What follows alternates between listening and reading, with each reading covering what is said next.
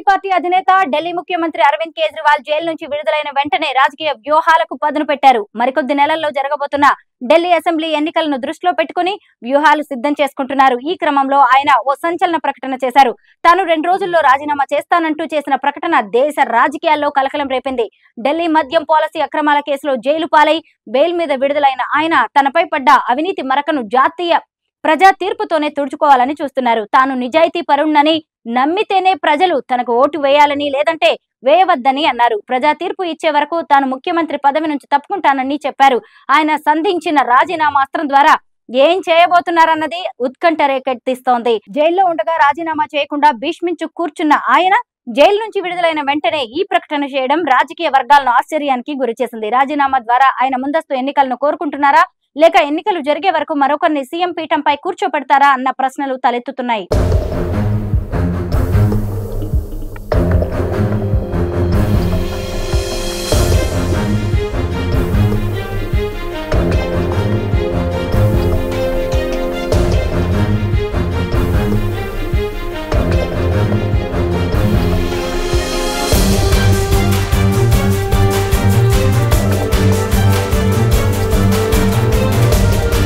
కేజ్రీవాల్ రాజీనామా ప్రకటనతో ముందస్తు ఎన్నికలకు ఆయన సిద్ధపడ్డారా అన్న సందేహాలు ప్రతి ఒక్కరిలో కలిగాయి.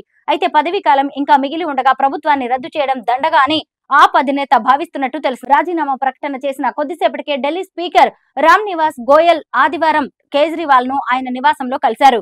అనంతరం మీడియాతో మాట్లాడుతూ ప్రభుత్వాన్ని రద్దు చేసే ఆలోచన లేదని, పదవీకాలం మిగిలి ఉన్నంత వరకు తమ ప్రభుత్వం కొనసాగుతుందని స్పష్టం చేశారు. సీఎం పదవికి రాజీనామా చేయడం ద్వారా ఆయన పూర్తి సమయాన్ని ఎన్నికల ప్రచారానికి కేటాయించే అవకాశం ఉంటుంది. పైగా అన్నా హజారే చేపట్టిన అవినీతి వ్యతిరేక ఉద్యమం నుంచి పార్టీని నెలకొల్పిన అరవింద్ కేజ్రీవాల్ ఢిల్లీ మద్యం పాలసీ అక్రమాల కేసుతో కళంకాన్ని ఎదుర్కొంటున్నారు. సాధారణ రాజకీయ పార్టీల నేతలు అవినీతికి పాల్పడినా దేశంలో ఇంత చర్చ జరిగేది కాదు.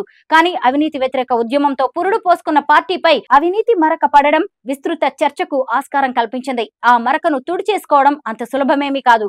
ఆ విషయం కేజ్రీవాల్ కి కూడా తెలుసు. కానీ ఈలోగా ప్రజల్లో తాను కోల్పోయిన ఇమేజ్ ను మళ్లీ తిరిగి నిలబెట్టుకోవాలి.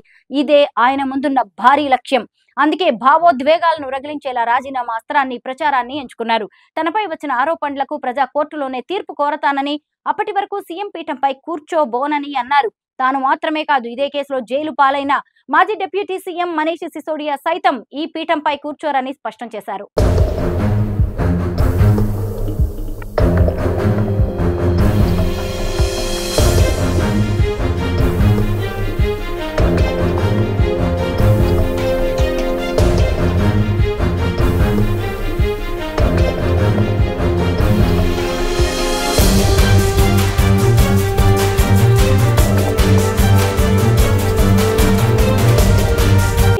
రాజీనామా, సిసోడియా కూడా ఆ పదవి చేపట్టరు అన్న ప్రకటనల తర్వాత ఎన్నికలు జరిగే వరకు ఆ పదవిలో ఎవరిని కూర్చోబెడతారన్న అంశంపై విస్తృతంగా చర్చ జరుగుతోంది.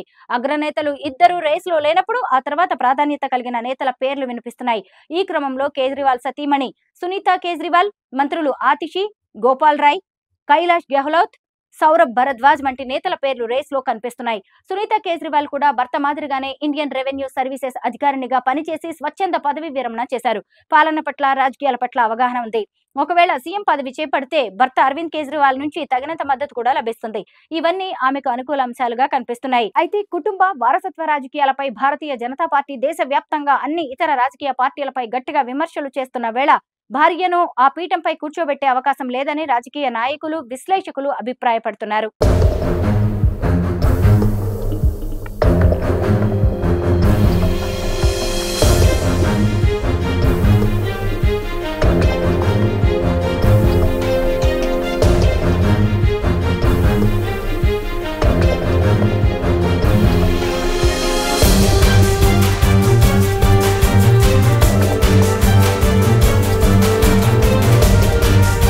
కనిపిస్తున్న మంత్రి ఆతిషి సీఎం కేజ్రీవాల్ జైల్లో ఉన్న సమయంలో పాలన బాధ్యతలను దాదాపు ఆమె చేపట్టారు.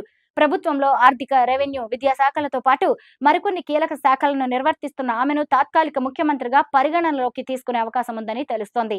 కేజ్రీవాల్ జైల్లో ఉన్న సమయంలో జరిగిన స్వాతంత్ర దినోత్సవ వేడుకల్లో ముఖ్యమంత్రి తరఫున త్రివర్ణ పతాకాన్ని ఎగరేసే అవకాశాన్ని ఆతిషికి అప్పగించారు. ఇవన్నీ చూస్తుంటే తదుపరి ముఖ్యమంత్రి ఆతిషి అయ్యే అవకాశం ఉంది.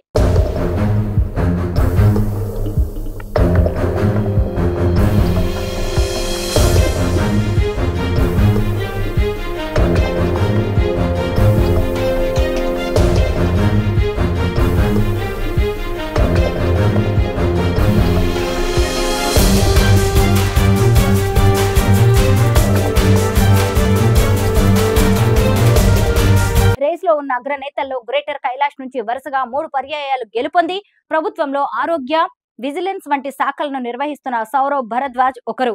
గతంలో సాఫ్ట్వేర్ ఇంజనీర్ గా పనిచేసిన సౌరవ్ భరద్వాజ్ ఢిల్లీలో కేజ్రీవాల్ ఏర్పాటు చేసిన మొదటి 49 రోజుల ప్రభుత్వంలో కూడా మంత్రిగా ఉన్నారు. పార్టీ జాతీయ అధికార ప్రతినిధిగా తరచుగా మీడియా సమావేశాలు నిర్వహిస్తూ డిబేట్లలో పాల్గొనే భరద్వాజ్ కు కూడా అవకాశాలు పుష్కలంగా కనిపిస్తున్నాయి.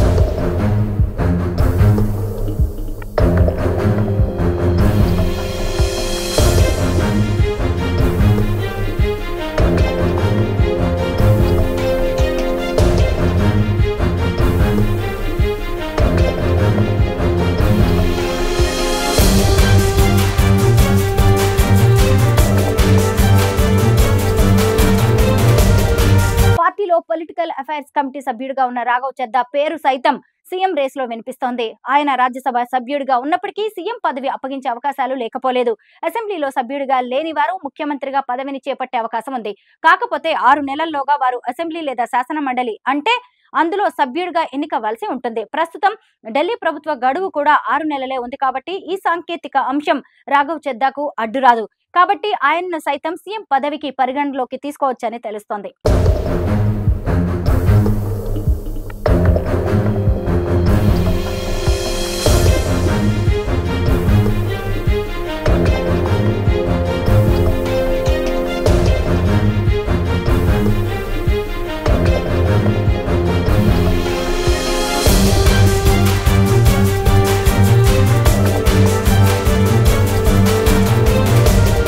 వీరందరితో పాటు రాష్ట్ర మంత్రి కైలాష్ గెహ్లోట్, రాజ్యసభ సభ్యులు సంజయ్ సింగ్ కూడా పోటీదారులుగా ఉన్నారు.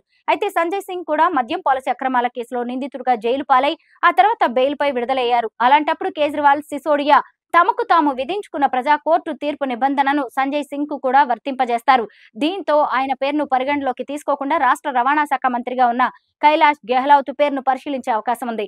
ఒకవేళ సామాజిక సమీకరణాలను దృష్టిలో పెట్టుకుని నిర్ణయం తీసుకుంటే మైనారిటీ వర్గానికి చెందిన మంత్రి ఇమ్రాన్ హుస్సేన్ ను సైతం పరిగణించే అవకాశం లేకపోలేదు. ప్రస్తుతం మైనారిటీలు కాంగ్రెస్ వైపు ఎక్కువగా మొగ్గు చూపుతుండటంతో వారి ఓటు బ్యాంకును తమ వైపు తిప్పుకునేందుకు ఈ వ్యూహాన్ని అమలు చేసినా ఆశ్చర్యపోనవసరం లేదు.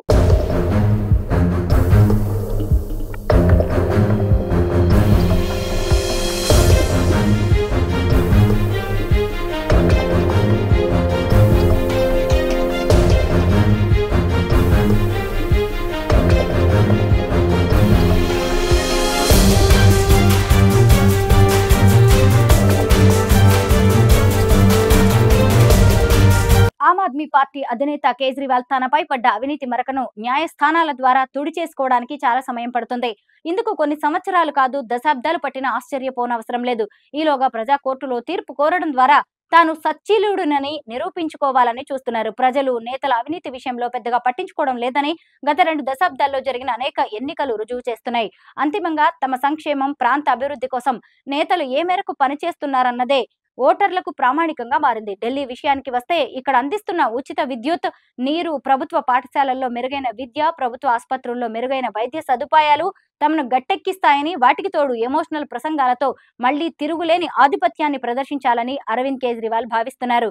ఆయన వ్యూహం ఎంత మేర ఫలిస్తుంది అన్నది చూడాలంటే మరికొద్ది నెలలు ఆగాల్సిందే.